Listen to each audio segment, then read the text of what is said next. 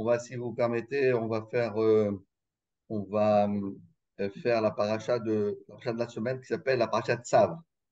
Tzav, c'est la deuxième paracha du Sefer Vaïkra.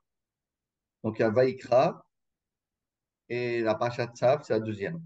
Alors on va, comme on a l'habitude de faire, ramener les paroles de notre Rav, le Rav et Rabbeinu Bechaye. Rabbeinu Bechaye, qui était, à chaque fois je le répète, un des grands commentateurs du Sefer du Chumash. Il dit des choses extraordinaires, et aujourd'hui encore plus extraordinaires. Alors, le Rav nous dit comme ça. Miné à Korbanot, en Shlosha Asar, qui disparaît, Shlosha Asre Midot. Il a compté tous les sacrifices qui sont écrits dans le Sefer Vaïkra. On va compter combien il y a de sortes d'offrandes qu'un juif peut approcher au Beth Amikdash à Hachem. Combien il y en a en tout? Dit le Rav, on va les voir. Dit le Rav, il y en a en tout 13. Il se décline de la manière suivante. Ça se décline comme ça. Hamisha, il y en a 5 qui sont des korbanot, qu'on appelle des offrandes à base de froment, à base de farine. Il y en a 5. On l'a vu dans la paracha précédente, une krat solet, une krat machéchet, une krat machavat, une krat des chalot, des rikikim. Il y avait 5 sortes on va dire, on appelle des offrandes à base de farine, à base de solette. Il y en a 5 comme ça. Et il y en a 8 qui sont à base d'animaux. C'est quoi les 8 autres? C'est ce qu'on appelle, vous les connaissez tous, c'est la Ola, le Khatat, le Hacham, la Toda, la Mim, Bechor, Maaser et Pessah.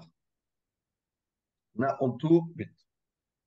8 corbanotes qui viennent à base, à base d'animaux, et 5, c'est de la farine. En tout, comment ça fait? Aide, aide. Dit le Rav, c'est incroyable. On a 13 en tout. Bon, vraiment, personne n'a jamais encore compté comme on en avait en tout. Donc, déjà, on a gagné quand on sait que Michael, tu peux dire à table Shabbat, et les enfants, mais en tout du sacrifice à Hachem, ils vont dire, je sais pas, la 3, 5, 37. Bon, déjà 13, déjà, on a gagné déjà une belle, un beau chidouche. Dit, parce que le mot 13, 13 en hébreu, c'est Echad. Echad. Echad, comme on dit, Shema Israël, Hachem le Keno Hachem Echad. Le chiffre 13 est l'unicité d'Hachem. C'est-à-dire que à travers les sacrifices que le peuple d'Israël approche Hachem, on se rattache essentiel, c'est-à-dire Hachem. Si on veut, c'est une manière, tous ces corbanotes nous amènent à l'unicité d'Hachem. Et de la même manière que Hachem, il a 13 attributs. Rappelez-vous comment on fait à Rosh Hashanah pendant tout le mois des Louls, pour les Sfarad, les Ashkenazim pendant le Kippour, pendant les Ta'aniot. Qu'est-ce qu'on dit? Hachem, Hachem. Kel, Rachum, Vechanun, Erer, Apayim, Ve'afresed, Ve'emet, Notzer Chesed Lafim, Notzer Avon, Nafesha, Vechata, Venake. En tout, il y en a combien? Combien d'attributs? 13. C'est-à-dire que, quelque part, de la même manière que tous les attributs d'Hachem, tous ces attributs, ils amènent à l'unicité d'Hachem. Hachem, Hachem. Hachem, Hachem c'est le maître suprême de l'univers, de la totalité de tout ce qui a été créé dans ce monde-là, dans les mondes supérieurs. Et pour arriver à connaître, à se rapprocher de l'essentiel, c'est-à-dire d'Hachem, il y a 13 anneaux, 13 manières de se rapprocher d'Hachem. Il y en a 13. Et quelque part, les corbanotes, ça veut dire le mot corban, sacrifice. Mais en vérité, le mot corban, ce n'est pas tellement vrai que ça veut dire le mot sacrifice. Mon korban en hébreu, ça veut dire crève, rapprocher, karov, karev. It karev, en hébreu moderne, on dit c'est rapproché, ou it karev, c'est rapproché. Donc, quelque part, quelqu'un qui amène un sacrifice à Dieu, il se rapproche d'Hachem. Il y a 13 manières de se rapprocher d'Hachem. Bien, il amène un sacrifice qui s'appelle Ola. Bien, il amène un sacrifice qui s'appelle Khatat. Bien, il amène un sacrifice qui s'appelle Tamid. Sham. Bien, il amène un sacrifice qui s'appelle Souda, Shlamim, Pessa, Bechor, Maaser. Bien, il amène des sacrifices à base de farine. Il amène ce sacrifice, ce sacrifice, ce sacrifice. Tout ça, l'ensemble de tous ces sacrifices, ça nous rapproche d'Hachem. Ça, si on veut, explication. Mais aujourd'hui, en 2024, comment on va faire pour se rapprocher d'Hachem? Est-ce que vous savez, vous, est-ce que nous, on peut amener un sacrifice au Beth Amikdash? Non, on ne peut pas. On n'a pas de Beth Amikdash, on n'a pas de Misbéach, on n'a pas les corbanotes, on n'a pas de Kohen, on n'a pas tout ce qu'il faut, tous les ingrédients qu'il faut pour construire un Beth Amikdash, ouais, pour le Mashiach. Mais entre-temps, Hachem, il a fait qu'il a transformé les corbanotes en tfila. La tfila, c'est comme un corban. De la même manière, pour Beth Amikdash, on devait apporter le matin un sacrifice, l'après-midi, un sacrifice. Et le soir, on devait brûler toutes les graisses, etc. Le corbanola, qu'on va voir dans quelques instants, tout ça, c'était le soir. De la même manière, Hachem l'a fait. À la place du corban du matin, corban, le corban tamid shel shachar. À midi, le corban tamid shel. Et le soir, c'était comment? Donc, Hachem a fait shachit, mincha, arvit. Mais où c'est qu'on voit dans la tuila qu'on se rapproche de. En tout, il y avait 13. Rappelez-vous, il y a 13 corbanotes. Où c'est qu'on voit ça dans la tuila? Alors, écoutez bien, un très beau chidouche. Tout ce que je dis, ça vaut au moins 1 million de dollars. Michael, j'espère que tu fais après une collecte. Hein. Pas pour moi, pas pour moi, mais on met dans la tirelire. Dans la Et, grosse tirelire, on va tout mettre. hein? On va mettre dans Voilà, la tirelire, dans exactement. la tirelire, dans la tirelire. Et, et dit le Rabbeinu Bechaye, regardez bien, comment est fait l'Amida?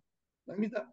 Faites le matin la tfila, Hachem Zday Tiftar, Fregitadra, Baruch Ata Hachem, fait la tfila. Et on finit, on s'échelonne Mibroma, Baruch Hashem Aleinu, Vakol Israël, Mohamed. C'est le début et la fin. Comment c'est, comment c'est fabriqué la tfila au milieu? Comment elle est composée de quelque manière? Il y a 3 premières brachot et les 3 dernières brachot. Là, c'est pas vraiment une tfila. Je explique comment. Avant de demander quelque chose à Hachem, d'abord, il faut être ce qu'on appelle donner les shevach. Shevach, ça veut dire d'abord reconnaître la suprématie d'Hachem. Baruch Hashem Magen Avraham, Mechaya Metim, Atakadosh, toutes ces choses-là montrent que Hachem, il est l'être suprême qui nous dépasse. Lorsque quelqu'un il demande, avant de demander tout ce qu'on demande dans la tfila à Hachem, d'abord tu dois dire Hachem, écoute, Elok Abraham, Elok Yitzhak, Elok Yaakov, et quoi, Ael, Agado, la Gibor, Vanora, El, Elion, on va dire tout plein de Shvachim. Magen Abraham, Mechayam Metim, Atakadosh, Vizbra Kadosh, Mushim Bechol Yom El, Chazabaot Hashem Akal Kadosh. Dès que tu as dit tous les Shvachim, tous donner l'honneur, donner le kavod, et Meshaber Hashem, à ce moment-là, tu peux commencer à dire les bakashot. Et à la fin, les 3 dernières, tu remercies Hashem. Modim, etc., Sim Shalom, tout cela, c'est pour remercier. Mais, on va dire, le corps de la tuila, ce pas les 3 premiers brachot, les 3 premières brachot, les 3 dernières brachot. C'est quoi? Les 13 au milieu. 3, 3, 6. Plus 13, ça fait combien? Plus 19. 19 19, parce qu'en vérité, il n'y en a pas 18 langues, il y en a et 19. 19. Donc, enlever les 3 premières, enlever les 3 dernières, qu'est-ce qu'il y a au milieu? 7. Ouais. Écoutez bien, voilà le chidouche. Quand on est dans faire l'amida, chaque bracha que vous dites, On va commencer par la première. On a fini les trois premières qui sont Baruch Hashem Magan Avraham, Baruch Hashem Echai Metim, Baruch Hashem Akel Akadosh. Maintenant, on va commencer les 13 requêtes, demandes. On va demander à Hachem. On va demander à Hachem. Baruch Hashem Chonei Hadat, Baruch Hashem, on demande à Hachem, Arotz Betchouva. Baruch Hashem, Shlach Lanu Avinu Kechatanu, etc. Tous ces brachot, il y en a 13. Chacune des bénédictions correspond à un des sacrifices. Lorsqu'on a fait toute la Amida, comme si on a approché les 13 sacrifices, c'est pour ça que la tfila, elle remplace le corban. Mais lequel le corban? Il y en a 13. Exemple, je fais une tfila et tu me dis 13, je veux faire les 13. Quand je vais amener ton corban Toda, je vais amener le corban Maaser, le corban Hacham, comment je vais faire? Je ne peux pas, il n'y a pas ça. Une tfila. Non. Dans la tfila, il y a 13 brachot. Chaque bracha correspond à un korban. Celui qui a fait la kavana dans la mida, je prie à Hachem, que je demande à Hachem ceci, cela et cela. Et on dit à Hachem, c'est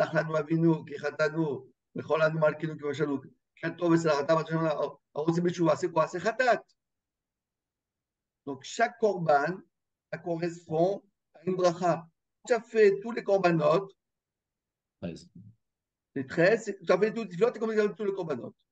C'est pour cela que aujourd'hui, le Sefer Vaïkra, il prend une nouvelle dimension.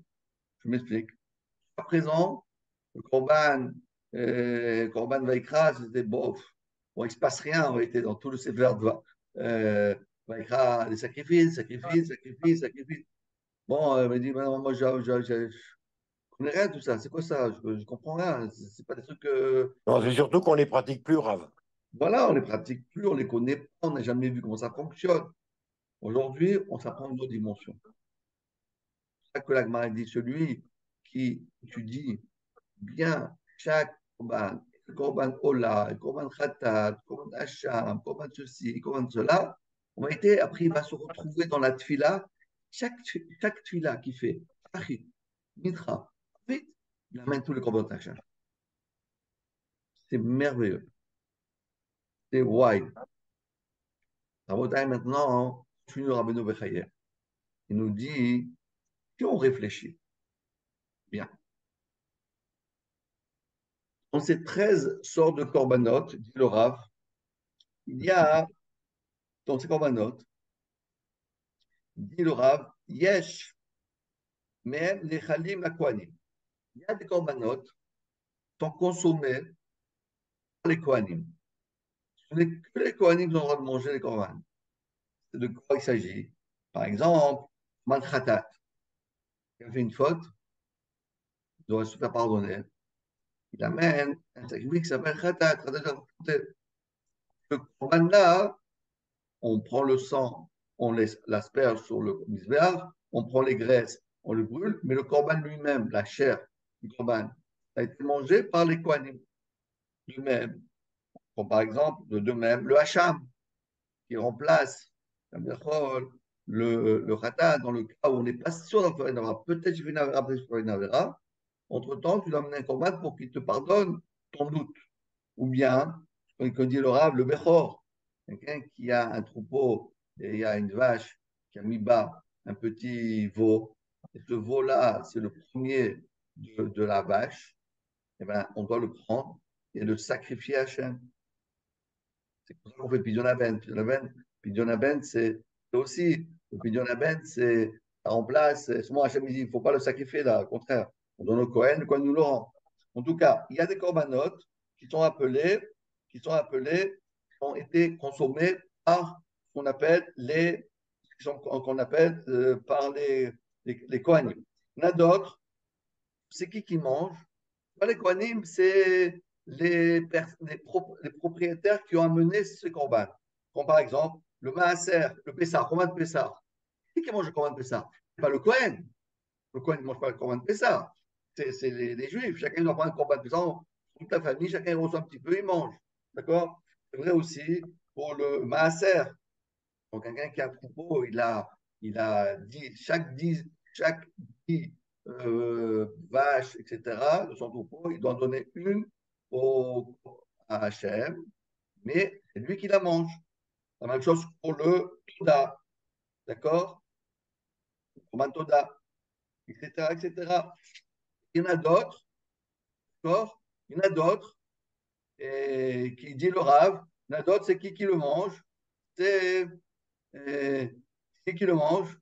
Alors, une fois, c'est les corbans, écoutez bien, une fois, c'est les Israël, une fois, c'est les Kohanim. Il y a un seul corban entièrement Hachem. Ni le Kohanim mange, ni les propriétaires ils mangent. On le prend tel quel, on le brûle entièrement sur le corban, sur le misbéach. C'est laquelle? C'est ce qu'on appelle dans la paracha de cette semaine La la farine. Ola. Ola. Ah, le matin. Olé. Elle monte directement au ciel. Il n'y a pas olé, tout est pour Hachem, tout. Il n'y a pas comme les autres. C'est moitié pour moi, moitié pour Hachem. En Canada, c'est moitié pour le Kohen, moitié pour Hachem. Les autres commandants, c'est moitié pour les propriétaires, moitié pour Hachem. Mais la Ola, elle est entièrement pour Hachem. Ce qu'on appelle l'île, comme ce qu'on a la Torah, entièrement, elles sont abolées. Et c'est pour ça que la Torah, lorsqu'elle parle du Korban Ola, elle dit Iaola, tel, c'est le top, ce qu'il y a de plus haut, c'est elle, le Korban qui est le plus important et qui est le Korban qui va ramener, qui est le plus proche d'Hachem. C'est ce qu'on appelle, je vais expliquer. On m'a dit que quoi? Il y a 13 Korbanot. Le Rabbeinu Bechaï nous dit, en réalité, ce n'est pas 13, il y a 12 plus 1. 12, c'est moitié-moitié. Moitié pour Hachem, moitié pour le Kohanim, moitié pour la. Ouais. Il y en a un entièrement Hachem. 12 plus 1. En tout, ça fait 13. Mais en vérité, c'est pas 13, c'est 12 plus 1. Vous comprenez ce que je dis? Donc maintenant, dit Rabbeinu Bechaye, le 1, c'est le Korban qui est suprême, le Korban le plus haut. Il y a 12, et au-dessus du 12, il y a le 1, qui est le Korban qui ramène, qu'on se rapproche le plus d'Hachem. On se rapproche d'Hachem le plus fort, le plus profond. Maintenant, écoutez bien. On a dit, c'est comme on a dit les 13 attributs d'Hachem. Les 13 bénédictions du Shemona Esrei, à part les 3 premières dernières. Maintenant, il y a encore un deuxième, encore une notion de 13. Regardez. Combien nous sommes, nous, le peuple d'Israël? Combien le peuple d'Israël, il est partagé par combien de tribus? 12 tribus. Il y a 12 tribus. Ouais. Mais au-dessus des 12 tribus, qu'est-ce qu'il y a? Il y a le père des 12 tribus. C'est qui le père des 12 tribus? C'est Jacob. Jacob Avinu, c'est c'est la Kaviachol, c'est Ah, le lui père, qui est le père, qui est, on va dire, le patriarche, qui a donné naissance à tous les tribus, à tout ce que du peuple d'Israël. Mais évidemment, nous, on n'est pas nés de la dernière pluie, on n'est pas comme des champignons. On descend d'Abraham, Isaac et Jacob, mais Jacob, c'est notre père. On dit les béné Israël. On est les fils d'Israël. C'est quoi les Israël? Israël, c'est Jacob. Les béné Jacob, béné Israël. Donc, qu'est-ce que toi, tu es voilà, et les Israéliens. C'est quoi ça veut dire le mot israélien? C'est pas la terre d'Israël. Les gens, ils croient que Israël, c'est une terre. Israël, c'est pas une terre. C'est le nom du père de la nation des Juifs. Et on a donné le nom de la terre comme le père de la nation. Donc, quand on dit Eretz Israël, c'est la terre qui appartient à Jacob Avinu, qui est Israël Avinu. Vous comprenez ce que je dis? Donc, quelque part, il y a 13 sacrifices. Il y en a 13 et 12 plus 1. Le 1, c'est la Ola. La Ola, entièrement Hachem. entièrement à Hachem. On ne peut l'utiliser. Ni on donne tout à Hachem. Ni les Kohanim, même le Kohen Gadol n'a pas le droit de manger, personne n'a le droit de toucher à ça. Tout à Hachem. Il était donné dans quelles circonstances, Rav, ce corbano-là? On va voir, donc, voilà, tu as raison, très bonne question. Dans quelques instants, on va y arriver. Et c'est quoi? Mais c'est qui? Mais c'est quoi ce corbano-là? Et c'est qui, là? Donc, on a dit entièrement Hachem. Kaviachol, écoutez bien. Kaviachol, c'est un peu ça. Chaque, chaque tribu correspond à un corban. Il a une manière de se rapprocher d'Hachem. Mais le système, Yaakov Avinu, qu'est-ce qu'il a fait lui? Il est le père de toute la nation d'Israël. Et lui, c'est le symbole de la Ola. Je vais expliquer pourquoi. Parce que qu'est-ce qu'il y a? Comment on approche un sacrifice à Hachem? On le brûle. A priori, on voit tellement bien. Le manger, bon, tu as kiffé. Le brûler, ça sert à rien. Tu brûles. Ça veut dire quoi, tu as brûlé? Si encore tu dis, tu en fais quelque chose, tu vas le garder en souvenir. Voilà, c'est un corban Hachem. Par exemple, quelqu'un se fait Torah, il donne au Beth Amikdash. Voilà, c'est un corban. Tu as donné de l'argent au Beth Amikdash, tu as construit, tu as donné de l'or, tu as construit énormément. Mais prendre de là, un sacrifice et le brûler, a priori, ça veut dire quoi ça? Ça veut dire quoi? À quoi ça sert de brûler quelque chose après que tu le brûles, il ne reste plus rien. Comment on peut comprendre que le fait de l'avoir brûlé, alors à ce moment-là, c'est ça le corban. Explique Rabbeinu Bechaye qu'en vérité, il y a ce qu'on appelle le feu et ce qu'on appelle le feu du bas et le feu du haut. On va prendre un exemple. Je vais vous en prendre un. Mon cher Rabbeinu, une fois qu'il a eu contact avec Hachem, il était dans le buisson ardent. Qu'est-ce qu'il a vu là-bas? Il a vu un buisson Je crois que c'est la qui était même en avant. feu, qui brûlait, mais il brûlait, mais il Sans se n'était pas consumer. consumé. Depuis quand ça existe ça? Comment c'est possible ça? Ça existe du feu qui ne consume pas? La Gemara dit dans Masechet Hagiga, vous savez, on appelle le Misbéach Zahav. À l'intérieur du temple, il y avait l'autel sur lequel on brûlait les enfances, la couette. Et cet autel, il était, il est recouvert d'une fine couche d'or. Et pendant 410 ans, pour le premier Betamikdash, 420 ans pour le deuxième Betamikdash, on brûlait tous les jours, matin, après-midi, un feu pour faire brûler l'encens, et jamais l'or, la fine couche d'or, ni elle s'est rapétissée, ni elle a disparu, parce que le feu qui était au Beth Amikdash ne ressemble pas au même feu que nous.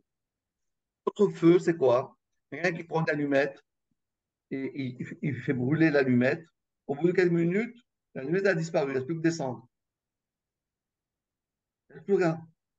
Mais le feu du Beth Amikdash, c'est pas pareil. Il ne fonctionne pas de la même manière. C'est un feu qui brûle mais qui ne consume pas. Comme le feu de Moshe Rabbeinu dans le buisson ardent. Comme le feu dans le Beth Amikdash qui brûlait mais qui n'était pas. Alors, c'est quoi ce feu-là? Quoi ce feu? C'est quoi le feu qui brûle mais qui ne se consume pas? Alors, expliquez, écoutez bien. Vous savez, nous tous, on a ce feu aussi. Où est ce feu-là? Où c'est qu'on l'a? On ne l'achète pas au champ, ni à Hugo Boss, ni à Mashbir en Israël. Ce feu-là, il est en nous. Vous savez, quand vous prenez votre température le matin, 37, c'est ça, 37, comment il faut, combien c'est 37 quoi? 6. 37,6. 37,6. Comment pourquoi tu es chaud comme ça? Pourquoi t'es chaud comme ça? Chas Shalom, un cadavre, c'est quoi cette chaleur-là? D'où elle est, pourquoi Une t'es chaud? neshama. Exactement. Pourquoi t'es chaud? Attends une seconde, mais si tu es tellement chaud, pourquoi ça brûle pas? Ah bon, chaleur, pourquoi ça ne te brûle pas les veines, le cœur? Ça doit brûler. On va, essaie, tu sais quoi? Prends une chouchouka, tu la mets à 37 degrés,6, tu le laisses comme ça pendant 120 ans. Tu crois que ça va faire? Ça va brûler, ça va s'abîmer. Notre corps, il est à 37 degrés,6, point 6, il ne brûle pas. Il chauffe, regarde, il chauffe. Mais il ne se passe rien. Regarde, dès que ça monte un peu plus, ça y est, tu commences à voir, ça brûle, etc. C'est très dangereux. Et c'est les enfants, les bébés, ouais, ouais, tu dois aller vite, vite courir aux urgences, etc. Ce feu-là, qui est en nous, c'est le feu d'Hachem. C'est ce que dit Gilles, c'est le feu de la Neshama. Parce que comme nous, on a une Neshama, la Neshama, elle est chaude, c'est comme le feu d'Hachem. Et donc, il est en nous. Ce feu-là, en réalité, écoutez bien maintenant, on ajoute, on avance encore un peu. Ce feu-là, c'est ce qu'on appelle Esh Torah. Entrez dans un Beth Midrash. Vous venez dans n'importe quel Beth Midrash. Vous allez dans la Yeshiva Tel, en Israël, aux États-Unis, en Amérique, en Angleterre, à Neuilly. Vous allez dans n'importe quel endroit où on dit la Torah. Vous voyez les gens, ils chauffent. Non, mais Thomas, mais Shlomar, et pourquoi, et comment, etc., etc. Vous voyez ça, ça chauffe. Même quand vous parlez, Ravouta, vous étudiez, comme Ah Rav ouais. pour, il bouge les mains. Pourquoi tu bouges les mains? Tu peux parler sans bouger les mains. Ah, tu fais la Hamida, tu bouges un peu la tête, le corps, etc. Pourquoi? C'est le feu qui est en toi. C'est le feu qui est en toi qui est là en train de donner cette énergie, cette puissance, cette aura qui est en toi. Alors Hachem il nous dit comme ça. C'est vrai que celui qui amène un korban, des 13 corbanotes, il y a une partie qui est mangée et l'autre partie pour Hachem. Mais la Ola, c'est comme Yaakov. Yaakov Avinu, quelle était la spécificité de Yaakov Avinu par rapport à Abraham et Yitzhak? Que lui, il était Torah. Ish, Am, Yoshev, Oalim. C'est l'homme qui était entier, Yoshev, il est assis dans le Oel. C'est quoi Oalim? Shem Ve'ever, la yeshiva de Shem Ve'ever. Là-bas, il étudie la Torah. Lui, il avait ce feu-là en lui. Ce feu-là, c'est ce feu-là qui a créé le peuple d'Israël. Chacun de nous, on a un petit peu, puisqu'on descend d'Abraham, Isaac et Jacob, on a dans notre ADN, dans notre sang, cette flamme, cette, euh, cette vigueur, cette envie de faire les mitzvot. Ces mitzvot-là, c'est Yaakov Avinu qui l'a donné. Ces mitzvot-là, elles doivent être entièrement pour Hachem. Voilà. D'autres corbanotes, tu peux faire moitié pour Hachem, l'autre moitié pour toi, l'autre moitié pour le Kohen, etc. Mais il y en a une, un corban, que tu dois le donner que Hachem. Alors c'est vrai, tu crois que le corban, il a été consumé, mais en réalité, il n'est pas consumé. Parce que ce que tu fais ici dans ce monde-là, dans le monde futur, il se passe la même chose. Et là-bas, ton corban, il est comme le buisson ardent. Il est gardé dans les trésors d'Hachem, dans les trésors d'Hachem, il a plein de trésors. Il te met là-bas ta tefila, Torah, tes mitzvot, tes masim tovim, tout ce que tu fais pour la Torah, Hachem te le met là-bas. Il met là-bas. Il y a Ola. Pour ça qu'il dit, ça c'est le plus important. Regardez, c'est le mot Ola. C'est quoi le mot Ola? C'est Olé. Il monte. Il monte où? Tu crois qu'il est détruit ici, mais en réalité, il n'est pas détruit. Il est gardé là-haut. Les autres corbanotes, ok, d'accord, celui-là, il a été mangé, celui-là a été brûlé, celui-là a été aspergé, bon, tout ça, c'est bon. Mais l'autre, la Ola, elle monte, elle monte, elle monte, elle monte, elle est gardée là-haut. Elle est gardée dans les trésors d'Hachem. Et là, on va arriver à la question qu'a demandé Patrick. Content que je réponde à ta question ou pas? Un grand plaisir. Alors voilà, il a, il répond comme ça.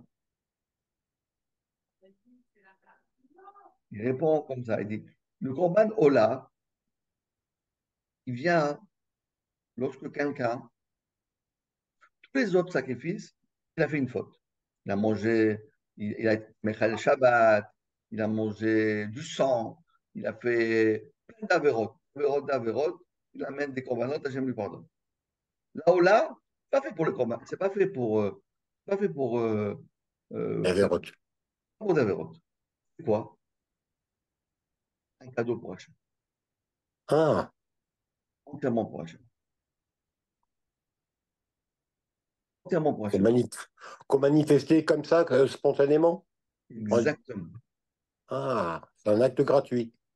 un acte gratuit. Et c'est pour ça que cet acte gratuit, c'est lui le père de toute nation. Comme quelqu'un qui a pas en français, on dit un élan de cœur. Mhm.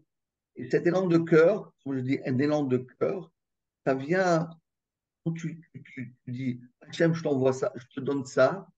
Alors, tous les, peut-être, les pensées que tu as eues dans ta vie, des fois, tu pensais comme ça, des fois, tu pensais. Toutes les pensées qui ne sont pas des actions, ce pas des avérotes, qui sont pas des choses qu'on punit, mais même ta pensée va devenir cloche. Hachem te pardonne tout. Comme Yaakov Avinu, c'est comme la Torah. Il y a quelqu'un qui étudie la Torah, tout ce qu'il a pensé dans sa vie, des mauvaises choses, ou bien il a dit, il a pensé à faire des trucs pas bien, etc. Tout ça, c'est annulé, effacé, tout ça. Pourquoi? Parce que c'est la Ola. C'est la Ola qui monte dans le ciel. Et ça se matérialisait comment, Raph? C'était, si on a dit qu'il y avait de l'animal et de la farine, c'était quoi comme produit qu'on consumait? Ah non, ça c'est de l'animal, hein. C'est d'animal? Oui, oui, c'est une des huit d'animal. D'accord. Mais elle avait un nom qui s'appelle un nom qui s'appelle Ola.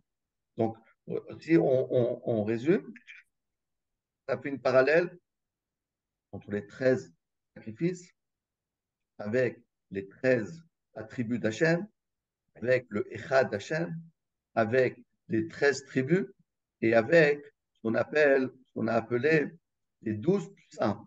Les 12 plus un, on a expliqué, ce sont euh, les 12 tribus plus un, qui est on va dire, le maître. C'est comme celui qui gère. Ce gestionnaire-là, c'est le maître, le Meller. Lui, c'est quoi? C'est celui qui donne entièrement tout à Hachem. Il représente Yaakov. Lui, Yaakov, il a tout donné à Hachem puisqu'il a été, il a sacrifié sa vie pour la Torah, puisque c'est lui qui est la Torah. C'est pour ça qu'aujourd'hui, en Israël, il y a énormément alors, est-ce que les Bahou Yeshiva, ils doivent aller à l'armée, pas à l'armée, etc., etc. Voilà, on a fait un beau cours pour expliquer que tout ce qui se passe, tous les 12 tribus, ils existent grâce à la Torah. Donc, si on veut nous enlever la Torah et les transformer en soldats, c'est bien, c'est sûr que c'est bien, mais il y a pas de Torah, il n'y a pas de soldats, il n'y a pas d'Israël, il n'y a pas d'Eretz Israël. On a autant aller habiter en France, c'est bien aussi. Pourquoi on aime tellement Israël? Parce que c'est la Torah d'Israël. La Torah d'Israël, c'est ça qui nous sauve, c'est ça qui nous protège. C'est ça qu'il doit faire. Dans la bataille, si on a bien compris ce que je viens de dire, termine Rabbeinu Bechaya et nous dit la chose suivante. Écoutez bien ce que dit Rabbeinu Bechaya. Il nous dit comme ça. Il dit, le Corban Ola, il avait une particularité qu'on pouvait l'approcher comme on voit dans la paracha. Qu'est-ce qu'il dit à paracha? La paracha nous dit, eh, Yaola al-Mogdal al-Mizbeach, Kol al-Laila, Ad boker Ve'esh al-Mizbeach tukadbo. Que le Corban Ola, on le brûlait toute la nuit, jusqu'au matin. Le feu devait brûler sur le Misbéar jusqu'au matin. la nuit, les Kohanim devaient rester réveillés, dormir. C'est ça qu'on dit tsav. On dit, hey, réveillez-vous les amis, les Kohanim là. C'est pas le moment de dormir. Ah, je suis fatigué. Non. Un commande Ola. Ola, Kola Laila, toute la nuit. Adaboker. Au matin, tu dois rester éveillé et voir que tu ne restes pas 1 cm² de chair qui n'a pas été brûlée. Donc, c'est quoi? Après ce qu'on vient d'expliquer, Abno Bechaï nous explique, c'est quoi? C'est qu'en réalité, la Torah, c'est la Ola. Un homme doit comprendre une chose. Dans sa vie, il doit être comme la Ola. La Ola, on a dit, c'est Yaakov. La Ola, c'est la Torah. La Torah, c'est pas quand je peux, je vis. Quand je peux pas, eh ben, tant pis. Non. La Torah, c'est oh là là, il a toute la journée. Même la nuit. Même la nuit, tu dois rester. Adaboker. Je dors pas la nuit, je dors pas le matin quand je vais dormir. C'est comme Ravrien, parce que tu dors 2 heures, ça suffit. Tu peux dormir 8 heures, tu t'as demandé de dormir tellement. Tu fais le système Ravrien, il ne dort jamais, on est très bien. Et bon, J'aime, il a vécu plus de presque 100 ans. Quel est le problème? Il dit non, mais après, comment je vais faire pour dormir? Non, fais comme lui, fais comme lui, il n'y a aucun problème. Comme, comme la Ola. Adaboker. Laila Adaboker. Toute la nuit jusqu'au petit matin. Et tu dis la Torah au contraire. Parce que la Torah, il faut l'étudier la nuit. La journée dans le travail. Quand tu vas dire, je travaille, je ne peux pas étudier. Mais quand ça finit, tu as fini ta journée de travail. Tu as vaqué tes occupations, tu as fait Parnassa, tu as eu la bracha. Maintenant, il faut la nuit. Toute la nuit, il faut travailler, mais c'est possible. Mais là, la nuit, il faut faire pour Hachem, entièrement Hachem. Le film, le 20h, tu laisses tomber. Le film du 23h30, tu laisses tomber. Je ne les connais pas. Même les matchs de foot. Match de foot, Kaba Homer. Encore un film, c'est intéressant, mais John Bush, c'est truqué. Ça compte pas. Je vais nous dire. C'est toujours la même chose, de toute façon. Donc, il y a 2 options. Ou bien l'un il gagne, ou bien l'autre il gagne. Il n'y a pas tellement de suspense. Donc, j'ai mis Aola. Il termine à me encore, je vais partir de ça. On a dit, c'est quoi? La Ola, c'est Adaboker. Nous dit, eh bien, nous, les pilotes qu'on fait, il y a même la fila la plus forte qui s'appelle la Ola, Adaboker. Mais tout ça, c'est quoi? Kolalaïla, parce que la nuit, dans les textes chassidiques, c'est comparable, a été comparé à la galoute. La nuit, c'est la galoute. La nuit, c'est l'exil. Le jour, Boker, la Géoula. Hachem nous dit comme ça. Écoutez bien ce qu'il dit. Soyez extraordinaire. Tous les corbanotes, c'est pour l'instant que maintenant. Parce que les gens, ils font des fautes. Les gens, ils font des fois des irouris, ils font ceci, des fois, ils font cela. Mais arrivera un jour où, lorsque la lumière du Mashiach va éclairer le monde, à ce moment-là, les corbanotes vont prendre un autre sens. Que les gens, ils vont plus faire d'Averot. Il n'y a personne qui va commander Mechal Shabbat. Il y a personne qui va manger du sang. Qui va manger du sang, ça n'existe pas tout ça. À l'époque Mashiach, les gens ils font des mitzvot. Alors c'est quoi les corbanotes? Les corbanotes, ils vont devenir, ils vont prendre ils vont prendre une autre dimension, c'est ce que j'ai appelé tout à l'heure, du feu qui brûle mais qui ne va pas consumer. Ça va être ça. Ça va être ce qu'on appelle Adaboker. On a dit ça, c'est parce que c'est la galoute. Mais lorsqu'arrivera la lumière du Mashiach, à ce moment-là, le Mashiach, il va nous éclairer et tous les commandants vont prendre une autre dimension. À ce moment-là, on sera, Bezrat Hashem, tous réunis. Voilà, à partir de la semaine prochaine, on va faire plus long. Là, Super. vous Merci, quitter. Rav. Ouais.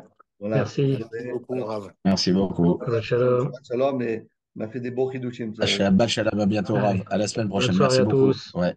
À bientôt, les garçons. Bonne Ciao. soirée. Salut, Merci, Gilles. Rav. Salut, Patrick. Salut tout le monde. Salut. Merci.